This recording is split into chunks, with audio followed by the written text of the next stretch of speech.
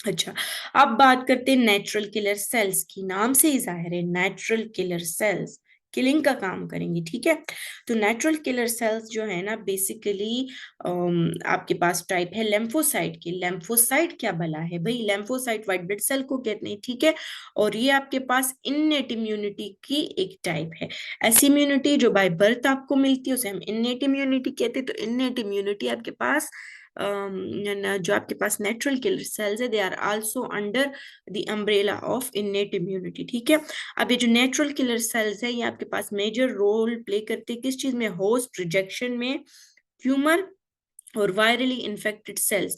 यानी क्या होता है कि अगर आपकी बॉडी में ट्यूमर्स बन गए तो उनकी रिजेक्शन, यानी ट्यूमर्स को स्टॉप करना, अगर ट्यूमर बन गया है तो उसकी किलिंग करना, ये किसका काम है? नेचुरल किलर सेल का काम है। ट्यूमर बन गया, ट्यूमर को खत्म करो।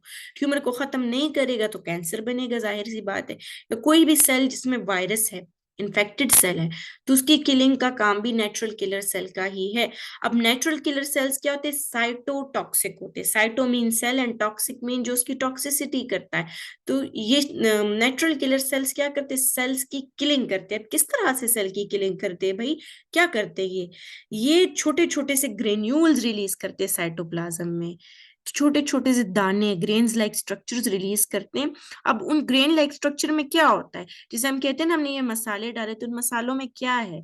ठीक है, उनमें स्पेशल प्रोटीन्स है। एक प्रोटीन का नाम है परफोरीन और दूसरे का नाम है प्रोटीएजेज एंजाइम। तो परफोरीन क्या करता है? नाम से जाहिर है, परफोरेशंस बनाता है, होल्स बनाता है, ठीक है। जो एंटीजन होगा, फॉरेन बैक्टीरियल सेल होगा, वायरल सेल होगा, उसके सेल में होल्स बनाएगा। प्रोटीएजेज एंजाइम जो है लाइसिस करेगा। अच्छा, परफोरीन्स और प्रोटीएजेज दोनों को हम कलेक्टिवली क्या कहते हैं? इनको हम कलेक्टिवली ग्रेन्जाइम्स कहते हैं, ठीक है। अच्छा, अब जैसे ही आपके पास ग्रेन्जाइम्स रिलीज होते हैं तो आपके पास सेल में किलिंग शुरू हो जाती है। यानी जिस सेल की इसने किलिंग करनी है, चाहे कोई ट्यूमर सेल है, कोई वायरल इन्फेक्टेड सेल है, तो उसकी किलिंग शुरू हो जाएगी। परफोरिन्स क्या करेंगे? वो सेल मेम्ब्रेन्स में टारगेटेड सेल की, यानी जिस सेल की इसने किलिंग करनी है उसके सेल मेम्ब्रेन में होल्स बनाएंगे। परफोरेशन हम होल्स को कहते हैं ना, ठीक है। अब क्या होगा? इसके अलावा जितने बाकी एसोसिएटेड एंजाइम है, अगर होल्स बन जाएंगे तो तभी उस सेल के अंदर एंटर हो सकेंगे और फिर उसकी वजह से एपोप्टोसिस होगी। अब एपोप्टोसिस क्या चीज है? आपके पास प्रोग्राम सेल डेथ को एपोप्टोसिस कहते हैं। अच्छा, लाइसिस, और फिर जो इन्फेक्टेड सेल होगा ना वो लाइस हो जाएगा, उसकी बर्स्टिंग हो जाएगी और उसके अंदर जो वायरॉन्स होंगे, जो वायरसेस होंगे वो रिलीज हो जाएंगे। अच्छा, अब लाइसिस में और एपोप्टोसिस में फर्क है। लाइसिस में क्या होता है कि सिर्फ एक सेल है जो कि वायरली इन्फेक्टेड है या कोई ट्यूमर वाला सेल है, वो बर्स्ट हो जाएगा। जबकि एपोप्टोसिस में क्या होता है कि उसके अंदर, प्रोग्राम सेल डेथ को कहते हैं ना एपोप्टोसिस, तो उसके अंदर जितने वायरसेस है ना, वायरसेस की किलिंग भी होगी। लाइसिस में सिर्फ सेल बर्स्ट हो जाएगा, वायरॉन्स रिलीज होंगे। जबकि एपोप्टोसिस में सेल के अंदर जितने वायरसेस है उनकी भी डिस्ट्रक्शन होगी, साथ में सेल की भी किलिंग होगी, ठीक है। नेचुरल किलर सेल्स कब एक्टिवेट होते हैं? जब आपके पास interferons of macrophages derived cytokines, जब आपके पास इंटरफेरोन्स और मैक्रोफेजेस से जो साइटोकाइंस रिलीज होते हैं। साइटोकाइंस क्या है? साइटोकाइंस आपके पास प्रोटीन्स है। जब इसको मैक्रोफेजेस या इसको इंटरफेरोन्स रिलीज करते हैं ना, इंटरफेरोन्स भी आपके पास प्रोटीन्स है और साइटोकाइंस भी आपके पास प्रोटीन्स है। ये दोनों जब मैक्रोफेजेस से रिलीज होते हैं तो इसके रिस्पॉन्स में नेचुरल किलर सेल एक्टिवेट हो जाते हैं, ठीक है।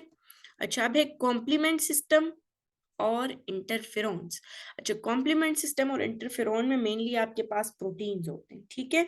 कहते हैं जैसे पैथोजेनिक बैक्टीरिया आपके इम्यून सिस्टम के इनिशियल डिफेंसेस को क्रॉस कर लेता है, तो जो आर्सेनल है, जो आर्मी है, जो डिफेंस सिस्टम है आपकी, कॉम्प्लीमेंट सिस्टम, वो एक्टिवेट हो जाता है। कॉम्प्लीमेंट सिस्टम में है क्या?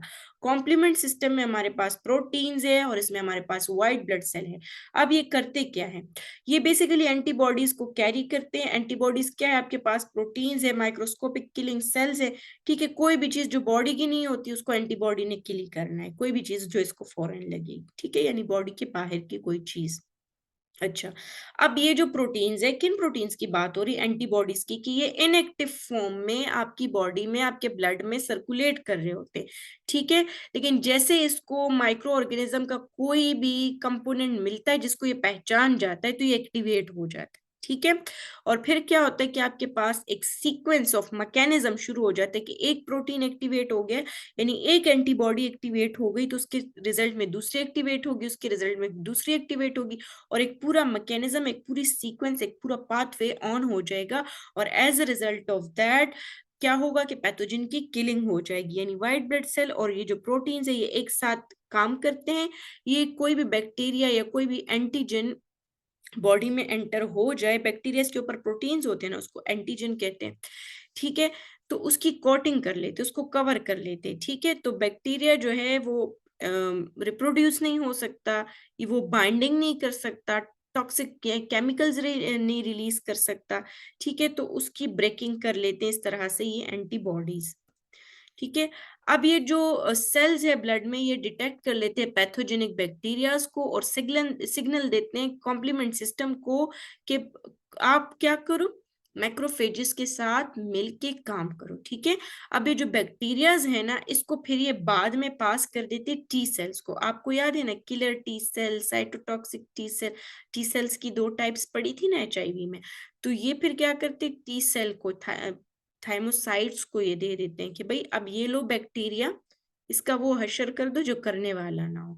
और फिर बी सेल्स को भी दे देते हैं। तो बी सेल्स क्या है, हमें हमें याद होगा कि बी सेल्स का काम होता है रिमेम्बरिंग करना, ये याद रखते हैं। एक बार कोई इन्फेक्शन हो गया तो हमें कैसे याद रहे, इस मेमोरी बी सेल्स होते हैं, बी सेल्स की एक टाइप है, वो पहचानते हैं और याद रखते हैं कि इस बैक्टीरिया ने इस वक्त में इन्फेक्ट किया था बॉडी को, तो फिर अगर दोबारा से वो इन्फेक्शन होगी तो ये एंटीबॉडीज को तैयार करके रखता है। अब आप डायग्राम में भी देख सकते हैं कि ये येलो कलर का जो है आपको दिखाया गया है, दिस इज बेसिकली एंटीबॉडी, जो आपके प्रोटेक्टिव वो होते प्रोटीन्स होते जो ब्लड में सर्कुलेट कर रहे होते। ये है येलो कलर का जो आपको नजर आ रहा है, दिस इज एंटीजन, ठीक है। तो फर्स्ट कॉम्प्लीमेंट प्रोटीन एक्टिवेट हो गया है। आईजीजी का मतलब है immunoglobulin, immunoglobulin stands for antibody, ठीक है।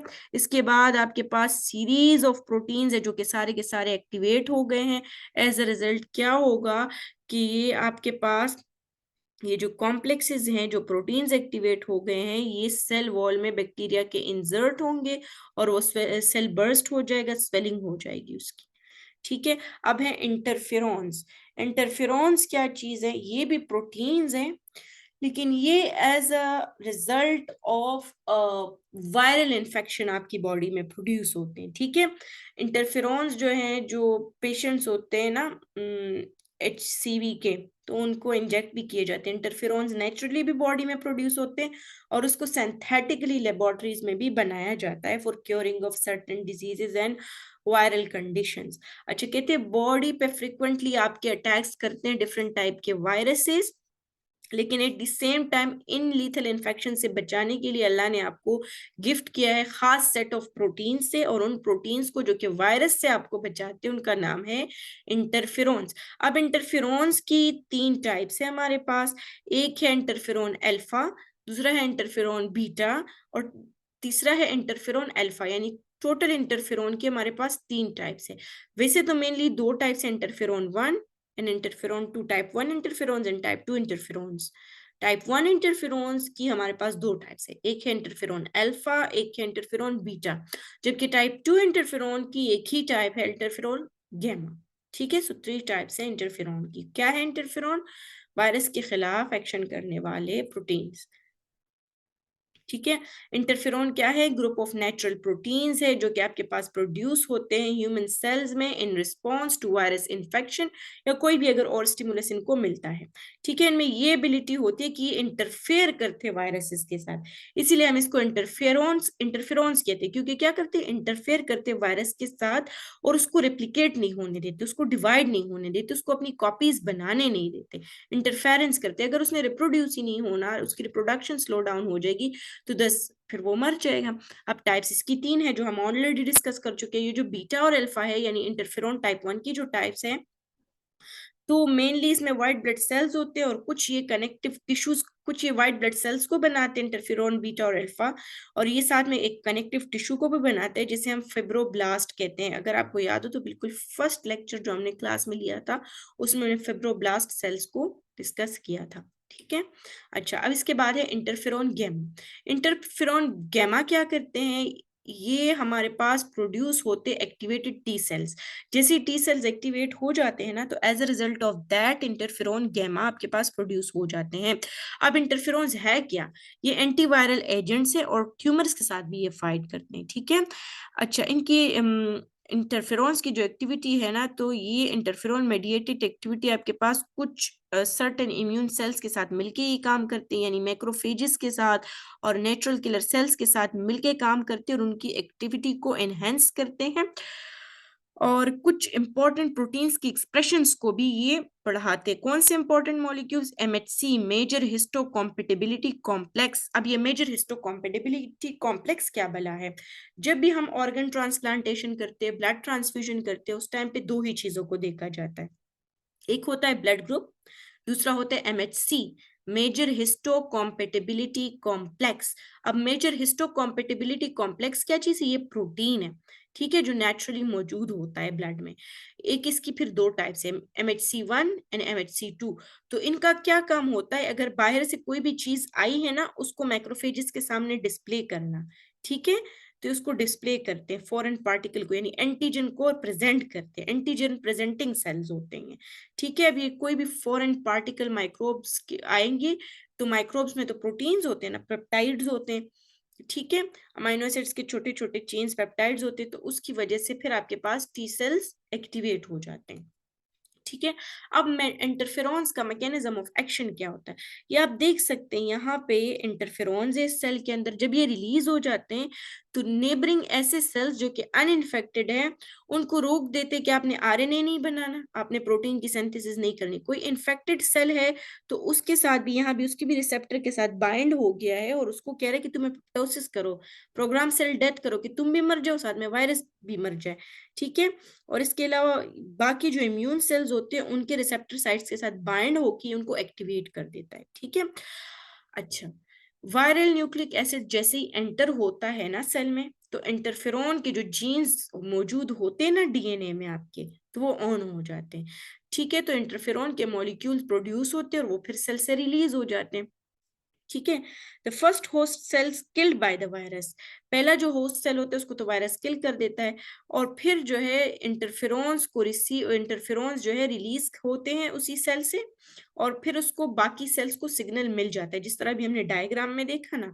इन response second cell make antiviral proteins. अब जो दूसरा सेल होगा वो एंटीवायरल प्रोटीन्स बनाएगा और वायरस की रिप्रोडक्शन को ब्लॉक करेगा। हमने देखा ना अभी डायग्राम में कि वो किस तरह से वो आरएनए की प्रोडक्शन को स्टॉप कर रहा था, इस तरह से वायरस की रिप्रोडक्शन ब्लॉक हो जाएगी, ठीक है। अब है इन्फ्लेमेशन। हमने पढ़ लिया अबाउट इंटरफेरॉन्स, कॉम्प्लीमेंट सिस्टम।